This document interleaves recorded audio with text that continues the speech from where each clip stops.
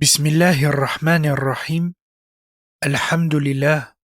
Wassalatu wassalam ala rasulillah. Bienvenue dans le 3e épisode de la série de podcasts consacrés aux histoires des prophètes. On a vu dans l'épisode précédent que la création de Adam alayhi salam s'est accomplie en plusieurs phases, chacune ayant préparé la suivante. La première phase a été celle de la terre. Allah subhanahu wa ta'ala a créé Adam à partir d'une poignée de terre. La deuxième phase a été celle de la boue. La terre a été mêlée à l'eau et elle est devenue boue. La troisième, c'était celle de la boue consistante. Une matière devenue plus compacte et malléable, prête à être façonnée. La quatrième phase a été celle de l'argile crissante, une boue qui a séché progressivement jusqu'à produire un son lorsqu'on l'a touché.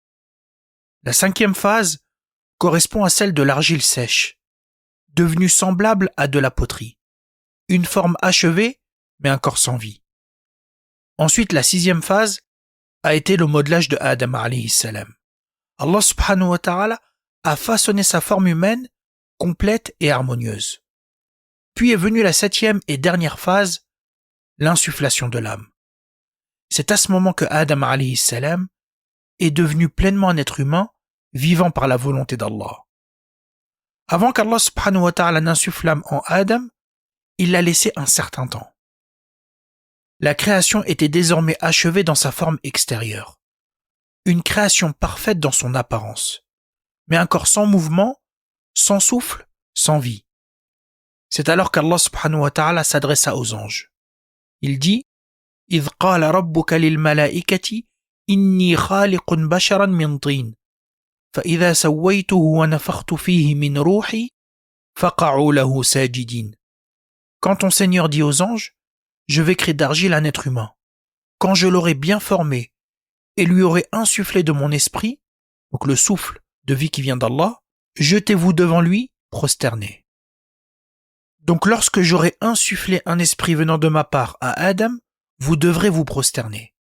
Mais attention, cette prosternation n'était pas une adoration, parce que l'adoration n'est due qu'à Allah seul. C'est une prosternation de respect, une reconnaissance de l'honneur qu'Allah subhanahu wa ta'ala avait accordé à cette nouvelle création. Et à ce moment-là, Allah subhanahu wa ta'ala a fait aux anges une annonce importante, très importante. Une annonce qui révèle le rôle que l'être humain allait occuper sur la terre et la responsabilité qui lui serait confiée. Allah subhanahu wa ta'ala dit وَإِذْ قَالَ رَبُّكَ لِلْمَلَائِكَةِ إِنِّي جَاعِلٌ فِي الْأَرْضِ خَلِيفَةً. Lorsque ton Seigneur dit aux anges, je vais établir sur la terre un khalifa. Allah subhanahu wa ta'ala annonce que l'homme sera un khalifa sur la terre. Mais que signifie ce terme? Le mot arabe khalifa provient du terme khalafa, qui signifie celui qui vient après, celui qui remplace, le successeur. On pourrait dire par exemple qu'un employé devient le remplaçant de son directeur lorsqu'il agit en son absence. Mais alors, lorsque le Coran parle de l'être humain comme d'un khalifa, que signifie réellement ce terme? Les savants ont mentionné plusieurs sens. Le premier sens est que l'être humain est venu après d'autres créatures ayant vécu sur la terre auparavant, notamment les djinns. Le compagnon Abdullah ibn Omar rapporte que les djinns ont peuplé la terre 2000 ans avant la création de Adam, y faisant couler le sang. Allah subhanahu wa ta'ala leur a envoyé alors une armée d'anges qui les a chassés vers les îles au milieu des mers. Ainsi l'être humain est venu après eux, comme une nouvelle étape dans l'histoire de la terre.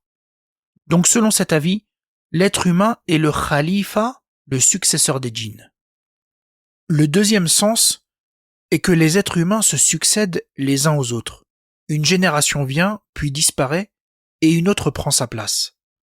Allah subhanahu wa ta'ala dit وَيَجْعَلُكُمْ خُلَفَاءَ الْأَرْضِ. Et il fait succéder sur la terre génération après génération. L'être humain est donc un successeur dans le temps, faisant partie d'une chaîne continue d'humanité.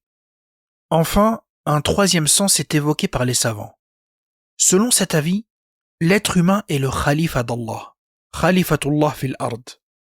Cela ne signifie évidemment pas qu'il remplace Allah, parce qu'Allah n'a besoin de personne. Mais cela signifie que l'être humain a reçu la charge de gérer la terre selon les règles d'Allah, d'y établir la justice, d'y préserver l'équilibre et d'y vivre conformément à la guidance divine. Il est un gestionnaire, un responsable, un lieutenant établi par Allah. Ce rôle de lieutenant repose essentiellement sur deux grandes fonctions. La première, c'est de peupler la terre et d'interagir avec elle. Ce que les savants appellent imaratul ard, faire vivre la terre. Allah subhanahu wa ta'ala dit Huwa ansha'akum min al-ard wasta'marakum fiha. De la terre il vous a créé et il vous l'a fait peupler et exploiter. Cela signifie que l'être humain n'a pas été placé sur la terre pour la détruire, mais pour la valoriser. Transformer la terre en exploitant ses ressources avec sagesse. Construire, cultiver, développer les sciences.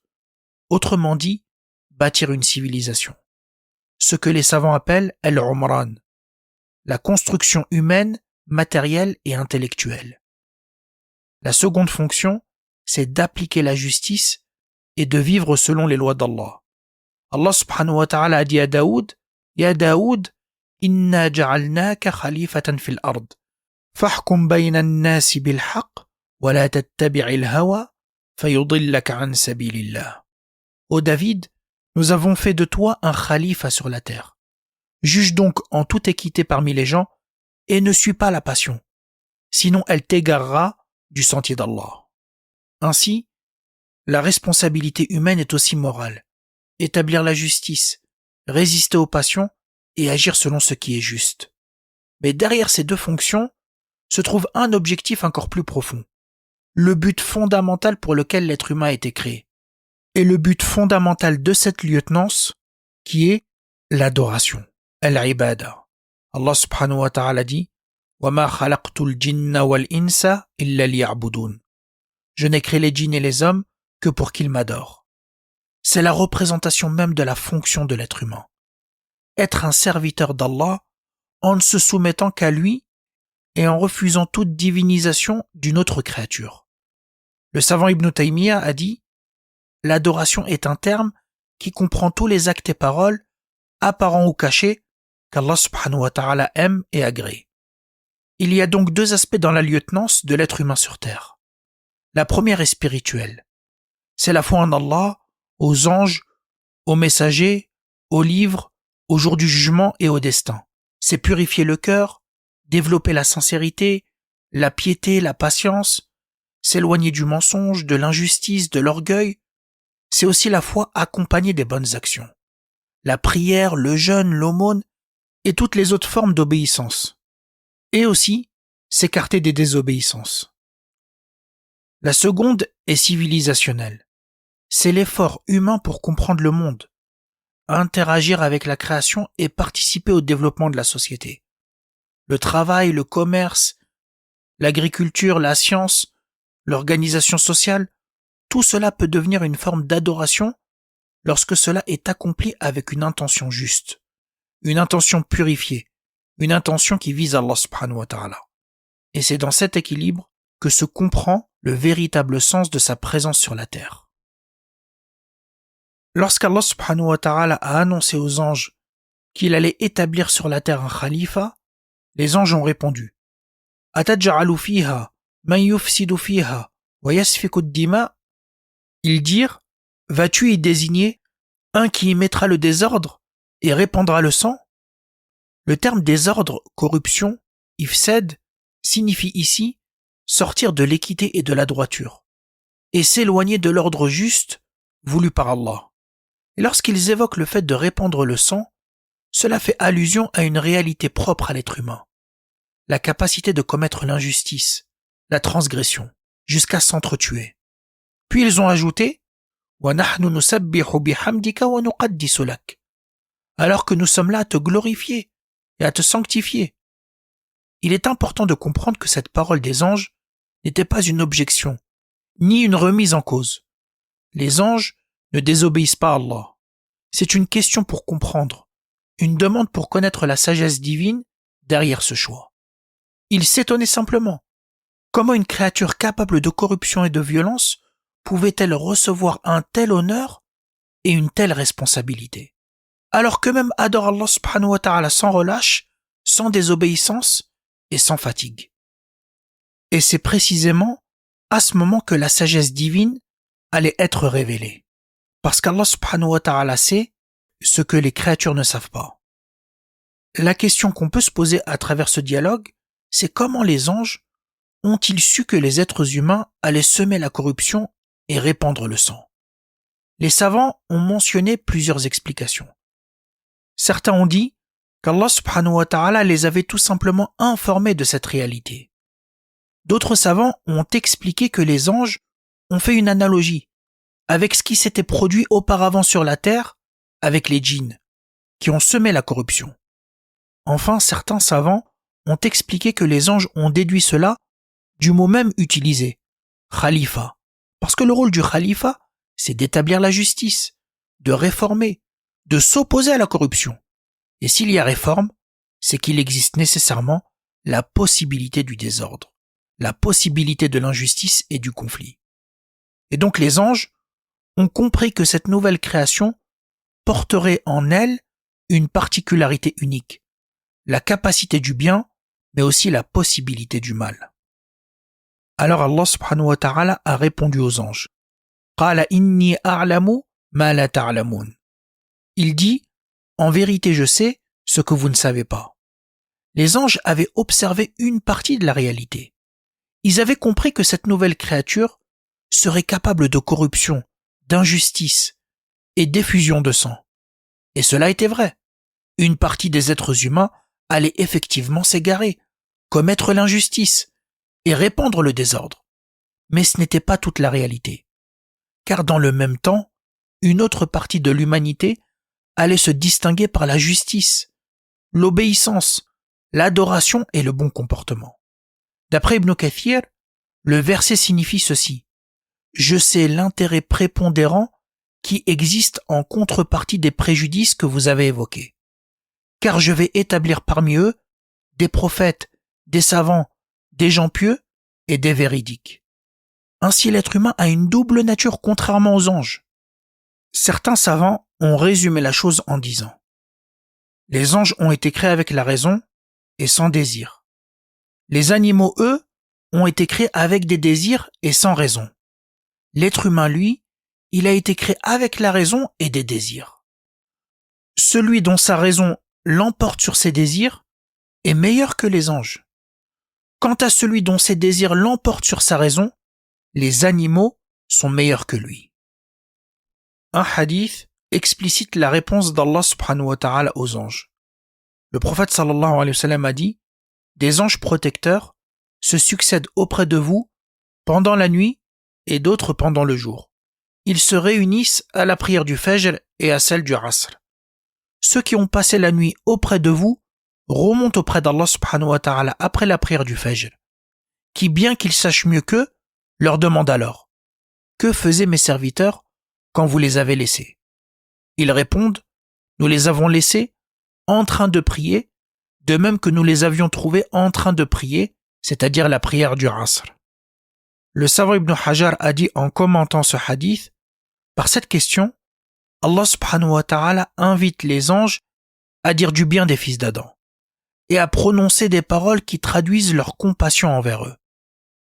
Ainsi, Allah subhanahu wa ta'ala illustre sa sagesse d'avoir créé les êtres humains. Et donc lorsqu'Allah subhanahu wa ta'ala a insufflé un esprit venant de lui en Adam alayhi salam, tous les anges se sont prosternés sauf un, qui se nomme Iblis.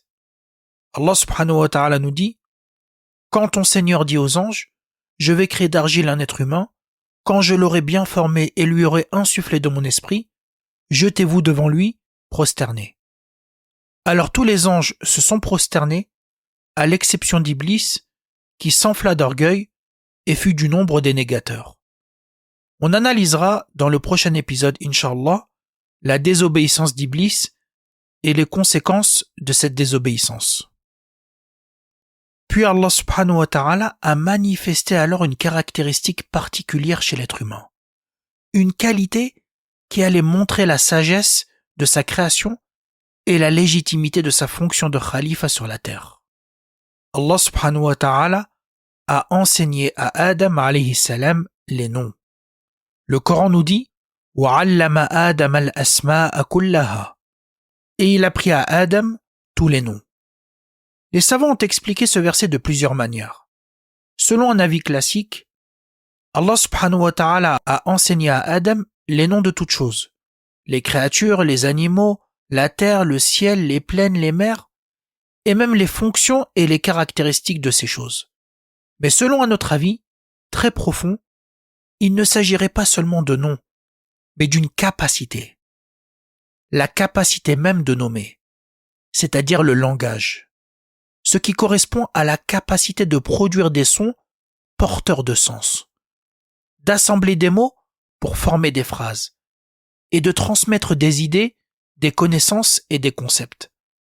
Le langage permet une infinité de combinaisons et rend possible la transmission du savoir génération après génération.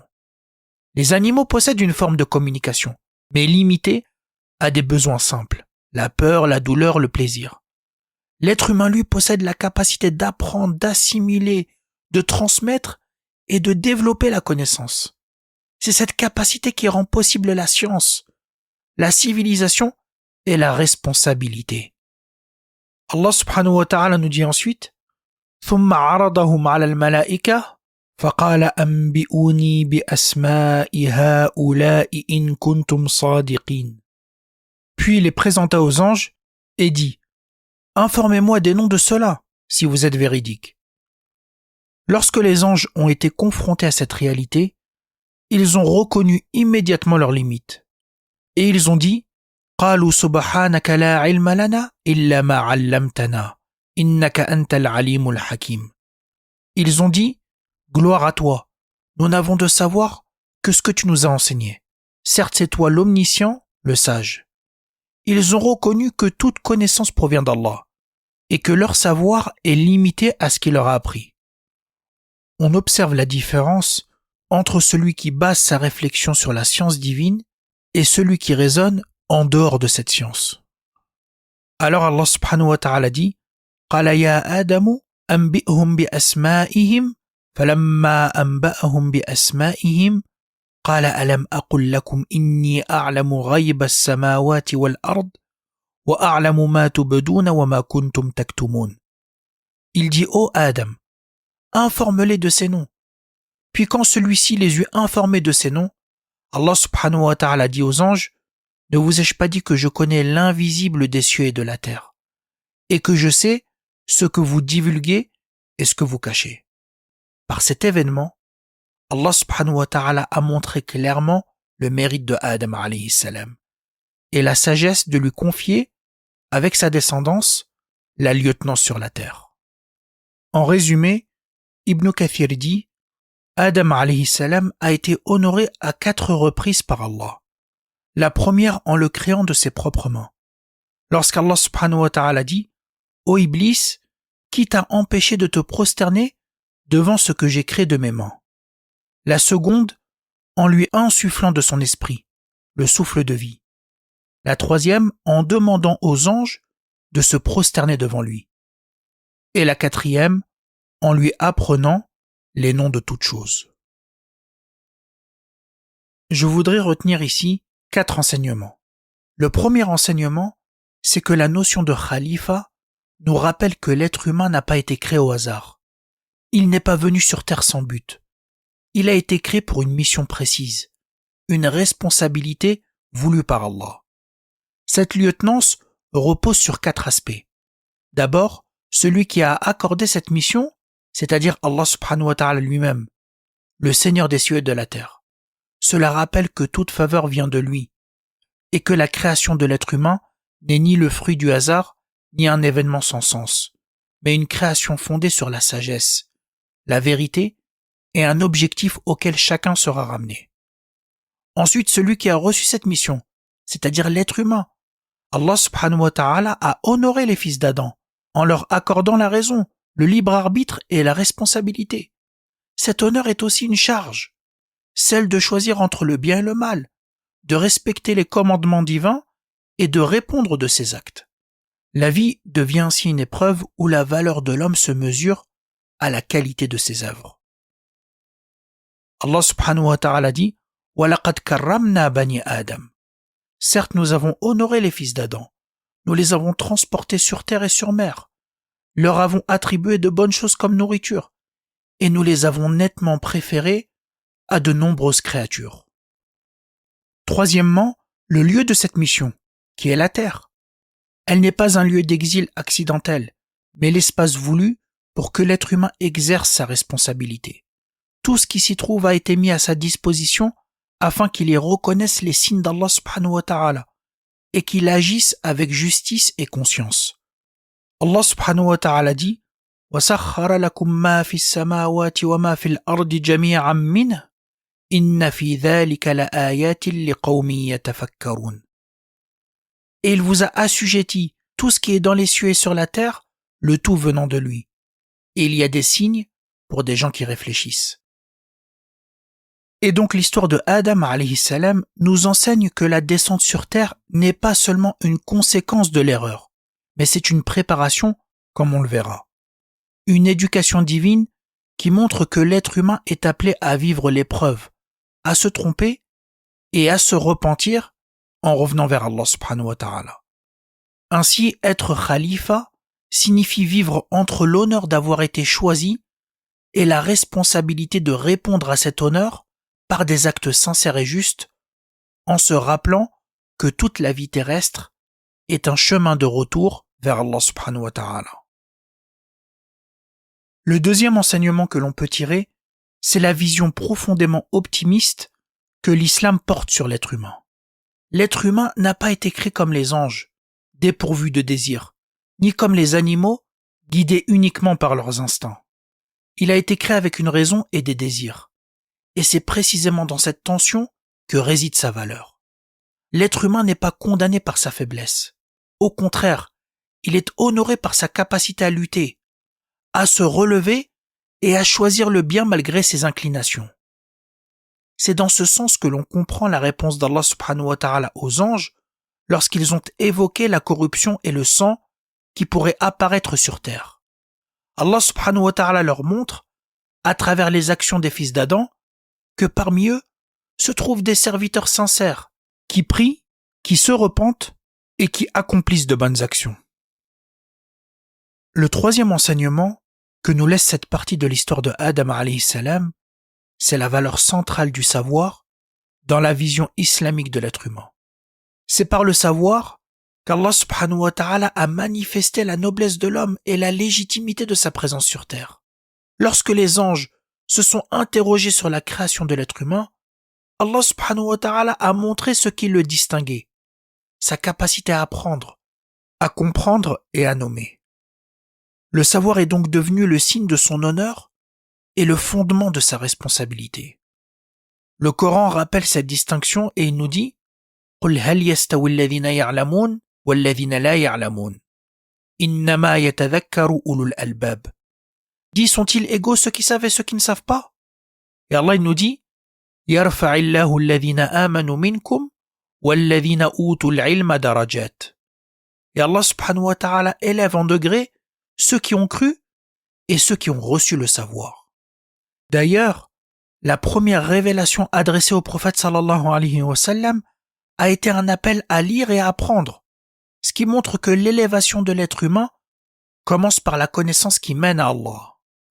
Mais ce savoir ne se limite pas à l'accumulation d'informations.